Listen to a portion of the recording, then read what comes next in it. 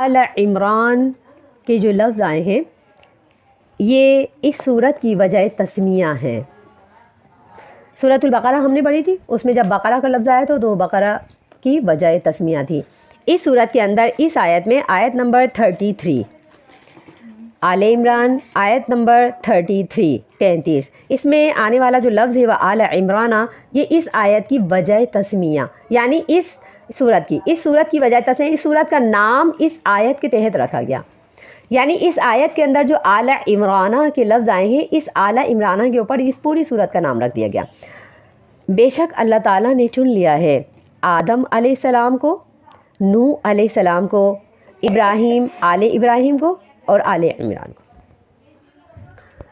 انبیاء کی نسل میں آنے والے جو یہ عمران تھے، جو نبیوں کی نسل میں آنے والے جو عمران تھے، یہ دو تھے۔